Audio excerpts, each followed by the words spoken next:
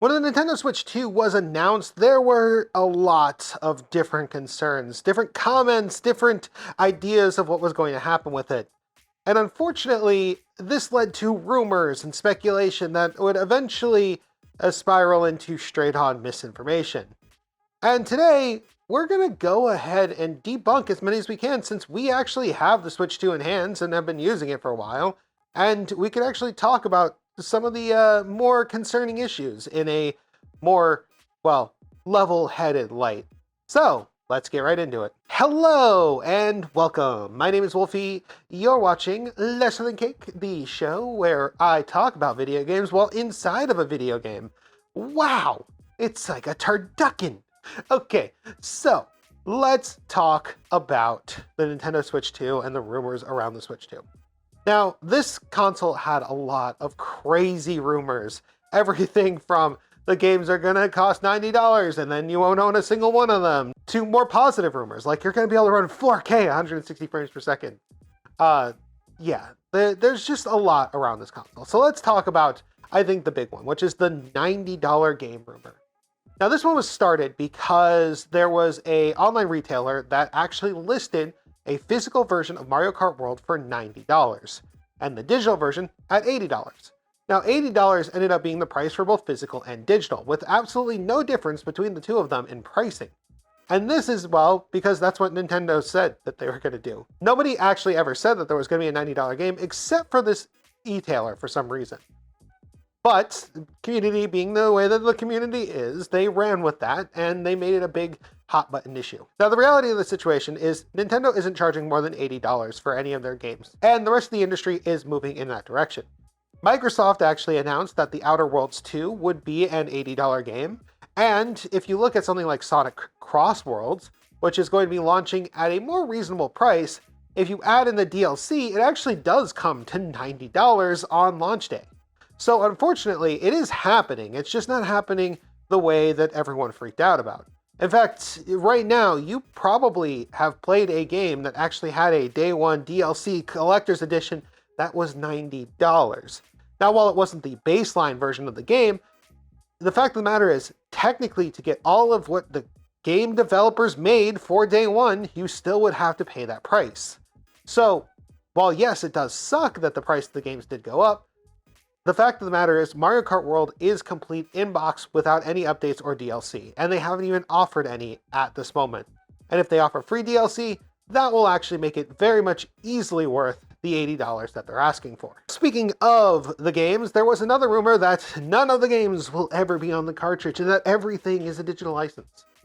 Well, and then they would tell you to buy a Steam Deck in the same comment, which is hilarious because that's Steam. Steam everything is a virtual license. In fact, to the point that Valve had to settle a lawsuit. They didn't actually settle. They actually, in court, won a lawsuit because somebody was trying to transfer their Steam games to a deceased relative or from a deceased relative. And legally, they distinguish that your Steam account is not ownership of those games, but rather the ownership of the license. And the license is for the person, not for the account.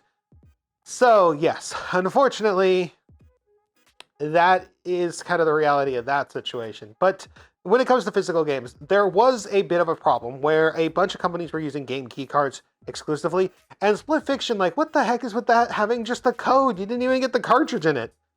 Now, the game key cards are a little bit different than an actual digital game. The game key cards specifically are like, the best way to put it is it's a key to the game itself. And so when you put it in your Switch, it asks you to download the game. And then that card has to be inserted into the Switch in order for the game to work every time. The thing about the game key card that's good though is you can actually sell the game key card to GameStop, and the next person who gets the game key card can use it to download the game and play it. Unlike a code in the box, which cannot be sold at all. This is actually very similar to Game Disc. How many times did you buy a brand new game only for the day one patch to be like 60 gigabytes? That's because the game's not actually on the disc. The disc is just the license. The same way that the game key cards work. But that rumor ended up being completely false because Nintendo actually is selling fully physical games that are on the cartridge, and there are even some third parties doing the same. Cyberpunk 2077 and Rune Factory can both be purchased, and they're all on the cartridge themselves. Mario Kart World and all of the upgrades can also be purchased directly on the cartridge. So physical media is not dead, and you surprisingly have full access to your games even if you don't have an internet connection. Which then brings me to another one that is unfortunately kind of a sad one, and that is Mario Kart World will run at 120 frames per second at 4K. Not happening. There's actually been a lot of technical reasons why this is not happening, and I don't blame the community for thinking this. Nintendo really pushed these specs in the Nintendo Switch Direct and on their site, and unfortunately there was a bit of a redaction of information. So for one, the Nintendo Switch dock cannot actually output VRR at 120 frames per second. And this has everything to do with something called DisplayPort Alt Mode, which is actually one of the reasons why I had to switch back to my AMD GPU for this headset that I'm using, which also relies on DisplayPort Alt Mode. Now, the thing that kind of sucks about this is Nintendo did actually say that it could do it, not the 120 frames per second. That was kind of just interpreted from the information that they had already given us. But unfortunately, we got a little bit too ahead of the horse, and it's not that powerful. But I have had a good time playing it at 60 frames per second, and I really haven't had too much of an issue with needing VRR. So while it is a bummer, it's not the end of the world.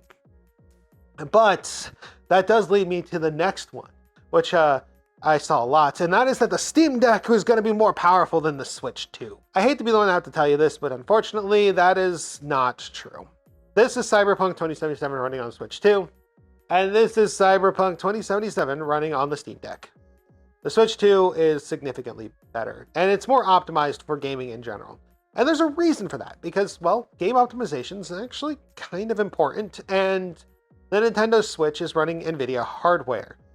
NVIDIA hardware does actually do better with Cyberpunk 2077 than AMD hardware. So technically, this thing is getting a bit of an advantage from being NVIDIA hardware with a game that actually favors NVIDIA.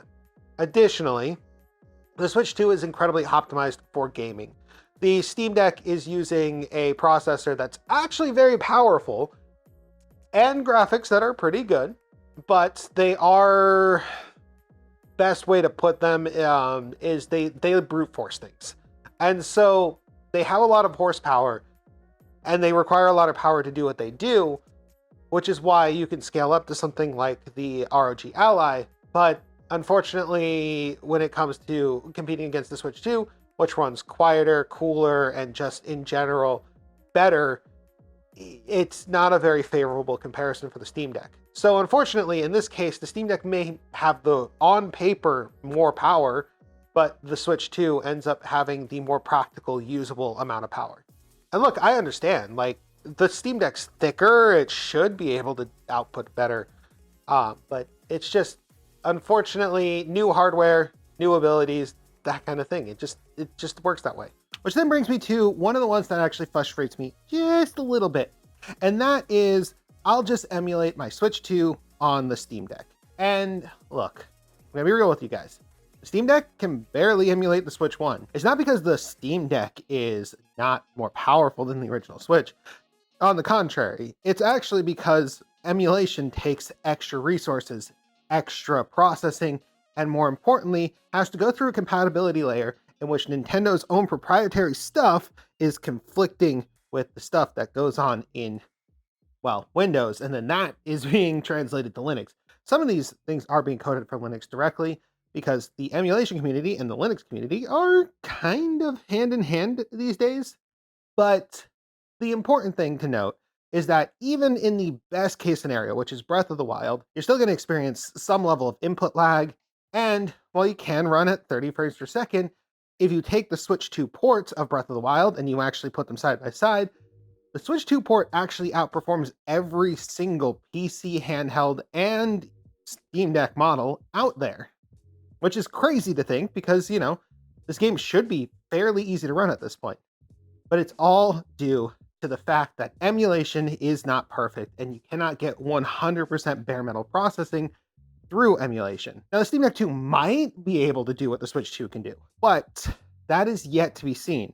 In fact, nobody's even cracked the Switch 2 software, so PC emulation doesn't even exist. So we don't even know how hard or how easy it's going to be to actually emulate. Add to that Nintendo has this crazy anti-piracy feature that actually checks the keys of the games that are online, and I highly doubt that we're going to ever have a situation in which you can play online with an emulated copy on your Steam Deck against people who are playing on their Switch 2. And if you don't really believe me, maybe you'll believe Linus Tech Tips, because they actually did a video in which they compared all of the PC handhelds versus the Switch 2. And I'm not going to spoil that video, but I will say their findings specifically with Linus' son did show that even a less experienced gamer will pick up on the downsides of using one of these PC handhelds for emulation. And Breath of the Wild really is a weird case because we actually have a port to the Switch 2, and that version of the game runs better than just about any other. It's just insane how much Nintendo can actually optimize for their own systems. So yeah, this comment is fair that maybe on the Steam Deck 2 you might be able to emulate the Switch 2, but I highly doubt that it's going to come fast. Games are going to be done quickly, and you're going to be able to play them in a timely manner, which means that if you want to play Mario Kart World or Donkey Kong Bonanza, your only options are to get a Switch 2. But those were just examples that I saw in the comment sections of other videos and in my own video and on TikTok. What are some that you've heard that you need some discussion on? Do you have a Switch 2? Do you want to talk about it in the comments below? Or are you still on just buy a Steam Deck camp? Because I know you guys are there. I see you all the time. But I'll also see you in the next video. Wolfy, out.